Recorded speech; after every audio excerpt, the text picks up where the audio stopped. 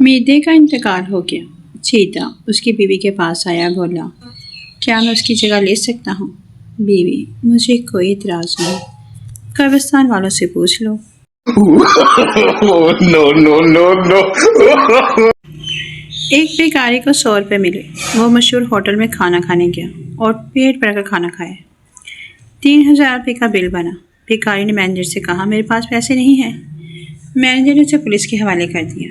भिखारी ने पुलिस वाले को 100 रुपये दिए और छूट गया।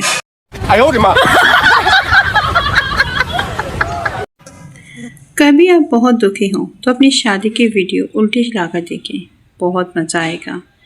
बीवी अपनी उंगली से अंगूठी उतारेगी, कार से निकलेगी और अपने घर चली जाएगी।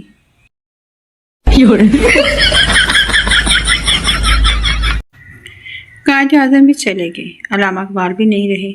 मेरी भी तबीयत ख़राब रहती है, पता नहीं पाकिस्तान का क्या बनेगा। जी, क्या हुक्म है मेरे आका? मैं आज से मेरी सारी पढ़ाई तुम क्या करोगे? जी आका, हुक्म करो, बकवास नहीं। No no no no. लड़का, रो क्यों रही हो? लड़की, मेरे नंबर बहुत कम आए हैं। लड़का, कितने आए हैं? लड़की, 90%। लड़का हैरान होकर बोला, खुदा का खौफ करो बाजी, इतने में तो 2 लड़के पास हो जाते हैं।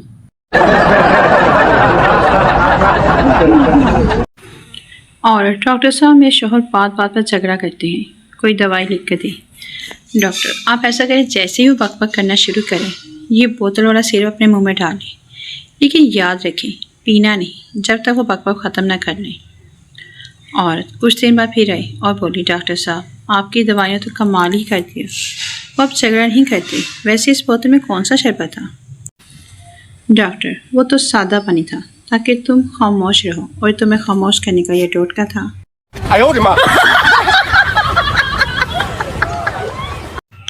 पहला दोस्त, यार मैं जिस लड़की को प्यार करता था उसने मुझसे शादी नहीं की। दूसरा दोस्त, तुमने उसको बताया नहीं था कि तेरे अब्बू बहुत पैसे वाले हैं। पहला दोस्त, बताया था, तो फिर उसने अब्बू से शादी कर ली। No no no no.